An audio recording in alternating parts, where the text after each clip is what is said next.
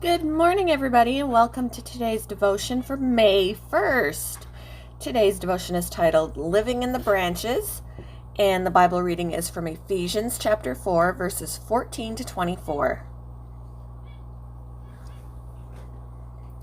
Then we will no longer be immature like children. We won't be tossed and blown about by every wind of new teaching.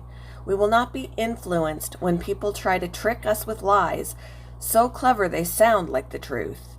Instead, we will speak the truth in love, growing in every way more and more like Christ, who is the head of his body, the church. He makes the whole body fit together perfectly, as each part does its own special work. It helps the other parts grow so that the whole body is healthy and growing and full of love. With the Lord's authority, I say this: live no longer as the Gentiles do, for they are hopelessly confused. Their minds are full of darkness. They wander far from the life God gives because they have closed their minds and hardened their hearts against him. They have no sense of shame. They live for lustful pleasure and eagerly practice every kind of impurity. But that isn't what you learned about Christ. Since you have heard about Jesus and have learned the truth that comes from him, throw off your old sinful nature and your former way of life, which is corrupted, corrupted by lust and deception. Instead, let the Spirit renew your thoughts and attitudes. Put on your new nature, created to be like God, truly righteous and holy.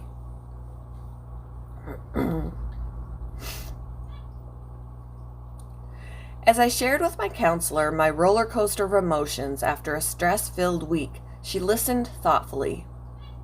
Then she invited me to look out the window at the trees, lush with autumnal oranges and golds, the branches swaying in the wind, pointing out that the trunks weren't moving at all in the wind. My counselor explained, we're a bit like that. When life is blowing at us from every direction, of course our emotions will go up and down and all around, but sometimes we live as if we only have branches. Our goal is to help you find your own trunk. That way, even when life is pulling from all sides, you won't be living in your branches. You'll be secure and stable. It's an image that stuck with me, and it's similar to the image Paul offered new believers in Ephesians, reminding them of God's incredible gift, a new life of tremendous purpose and value. Paul shared his longing that they'd become deeply rooted and established in Christ's love, no longer blown here and there by every wind of teaching. On our own, it's easy to feel insecure and fragile, pummeled by our fears and insecurities. But as we grow in our true identity in Christ, we can experience deep peace with God and each other, nourished and sustained by Christ's power and beauty.